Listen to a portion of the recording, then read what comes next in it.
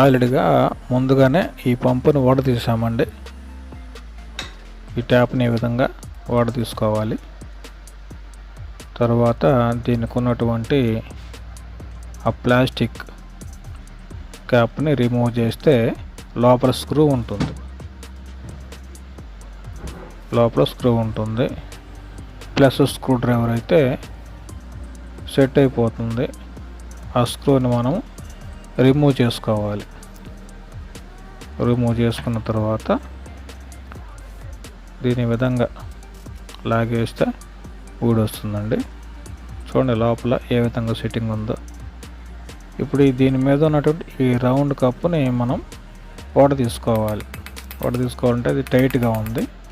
అందుకనే screw driver తోటి కొద్దిగా తట్టి దాన్ని ఈ విధంగా తీసుకుంటే లోపల సెట్టింగ్ మొత్తం మనకు బయటకు వచ్చేస్తుంది.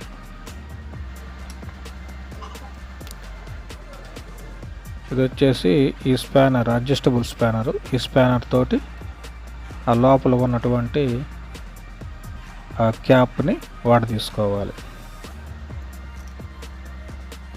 ఈ విధంగా తీసుకుంటే లోపల ఉన్న మెకానిజం మనకు తెలిసిపోయిందండి. ఇది క్యాప్, ఇది పక్కన పెట్టుకొని చూడండి. ఇది వచ్చేసి ఇది బాగానే ఉందండి. దీనివల్ల ఇబ్బంది ఏమి లేదు. కాకపోతే పంపులో ఈ ఉప్పు నీళ్లకు రస్ట్ పట్టేసింది. ఈ రస్ట్ పట్టేయటం వల్ల ఇప్పుడు ఈ వాటర్లో ఈ బకెట్, చిన్న బకెట్లో 5 లీటర్ బకెట్లో పెట్టేసి దీన్ని లోపల ఉన్న రస్ట్ మొత్తాన్ని క్లీన్ చేసేవాడిని. చాలా టైం పట్టింది. అంటే ఇక్కడ మాకు ఈ యాసిడ్ కానీ ఇట్లాంటివి ఏం దొరకవు ఇక్కడ. అందువల్ల ఈ విధంగా స్క్రూ డ్రైవర్ తోటి మొత్తం లోపల మొత్తం క్లీన్ చేయటం జరిగింది. యాసిడ్ ఉంటే యాసిడ్ నీళ్ళల్లో కొంచెం సేపు పెట్టామంటే లోపల ఉన్నటువంటి ఆ ఉప్పు నీళ్ళకు సంబంధించిన రెస్ట్ మొత్తము క్లీన్ అయిపోతుందండి. యాసిడ్ వాటర్ తోటి ఈ పంపులో ఉన్న రెస్ట్ మొత్తాన్ని క్లీన్ చేసుకోవచ్చు ఈజీగా. మాకు దొరకలేదండి. అందువల్ల నేను ఈ విధంగా స్క్రూ డ్రైవర్ తోటి క్లీన్ చేశాను. ఇది బాగానే ఉందండి. ఇది ఆన్ ఆఫ్ చూడండి. ఈ విధంగా ఆన్ ఆఫ్. ఇది పోయిందంటే కొత్తవి దొరుకుతాయి. కాకపోతే మేమున్న చోట మాత్రం మాకు దొరకటం కష్టం అండి. అందువల్లే మేము దీన్ని రిపేర్ చేసుకుంటున్నాము. క్లీనింగ్ మొత్తము అయిపోయిందండి. వీటిని జాగ్రత్తగా మళ్ళీ యాస్టీజ్గా బిగించుకోవాలి.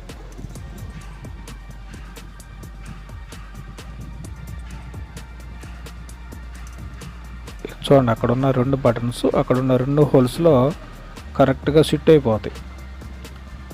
ఆ విధంగా సిట్ అయిన తర్వాత దాని మీద ఉన్నటువంటి స్క్రూ క్యాప్ని మనం బిగించుకోవాలి. ఇది స్క్రూ క్యాప్, ఇది బిగించుకోవాలి.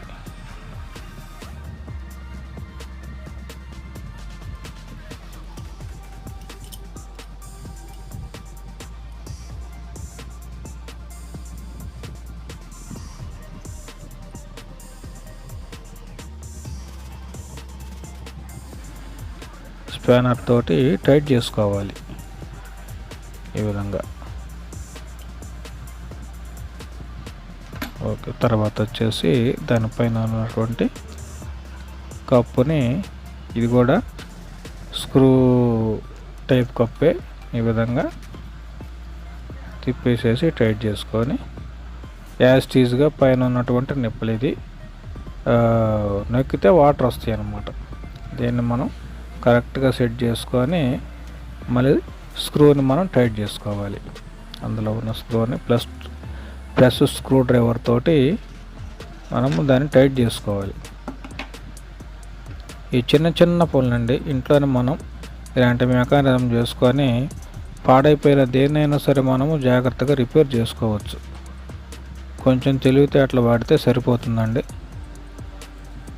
ఈ విధంగా స్క్రూని బిగించేస్తే పంప్ క్లీనింగు, ట్యాప్ క్లీనింగు అయిపోయిందండి. ఈ విధంగా ట్యాప్ని మనం క్లీన్ చేసుకోవాలి.